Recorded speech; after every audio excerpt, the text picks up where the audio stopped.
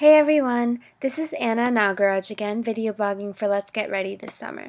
So this will be my second video blog, and what I kind of wanted to do was introduce you to, for those of you who don't know, kind of the structure of an LGR class.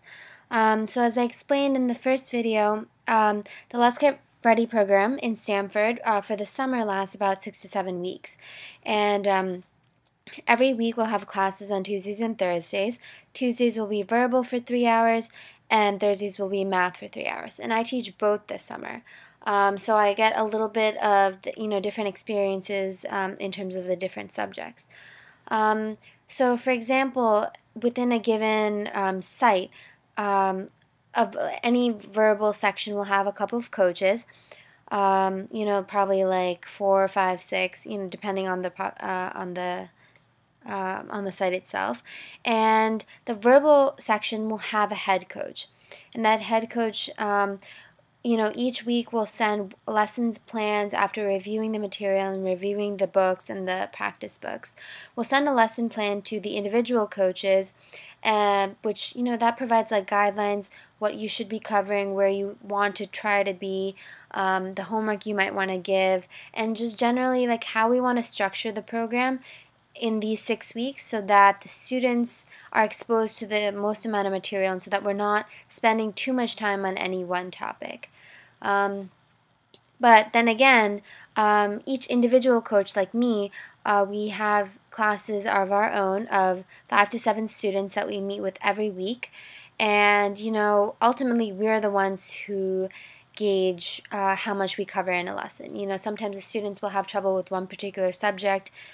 Who knows, what could exactly happen. So as we go through the class, we improvise the schedule, we improvise the lesson plan, we make our own, definitely based on the guidelines, and just assign as we feel the class is prepared to handle that homework, which is the most important, because it's not, my goal especially as a teacher this summer is not to try to fit all of the material into the small amount of time, because I feel very strongly it's a very short amount of time.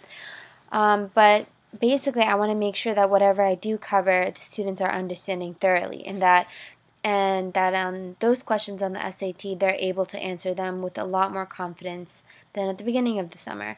And honestly, confidence is a huge part of conquering this test. So that's definitely what I aim for. So yeah, basically we'll take that lesson plan, we'll take some of the goals for each class and slowly review homework to begin with, then we'll jump into the newer lessons, do some drills, do some practice in the books.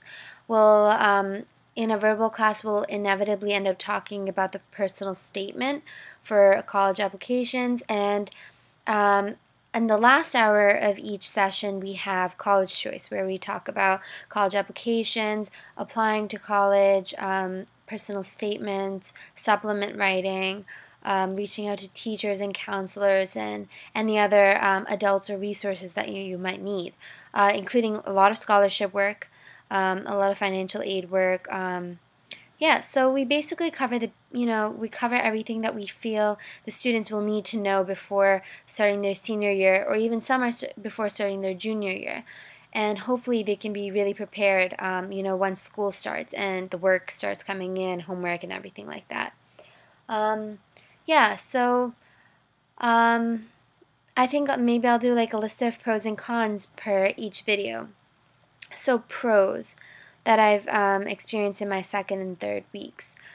I definitely feel that the students are responding to me, and definitely I know that they are trying with their homework and they're asking me questions, a lot of questions, and I feel really I feel secure that they trust me to be there for them and to help them out, and they trust that they can come to me with questions and not feel ashamed, or not feel embarrassed or just unsure about asking. So I'm really, I find it encouraging for me and for them that they feel like it's an open classroom and they can ask. Once you clarify just even like a couple of things, like one rule, one math concept, a lot of things can start making sense, and you can make a lot more connections as you take the test. And I find that really, really good to know.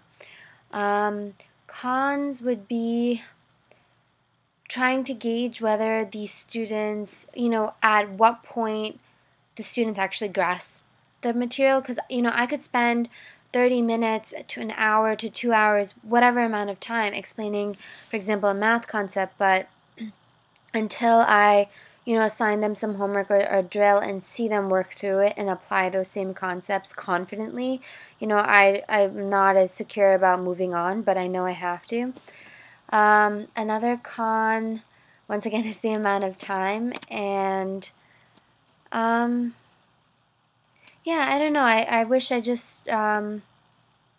wish I almost could kind of do like an intensive course over the entire summer instead of just having like an hour, 45 minutes a week, and really, really like give them a great foundation, because that's definitely what I had in high school. I had amazing resources from like 7th grade on, counselors, teachers who would always tell me what I needed to know, and way ahead of time on that. So I had a lot of help and a lot of foundation to build on, and that's why I felt like I could succeed, and I didn't feel so held back by deadlines or by money and all of this stuff, because I was so prepared. I was able to handle any obstacle that came in my way.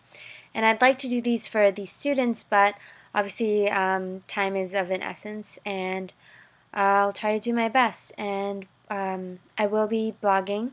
Um, I'm posting more blogs as the summer rolls along, so keep looking out. If you have any questions, please do let me know, and I'll try to answer them as best as I can. Other than that, see you next week.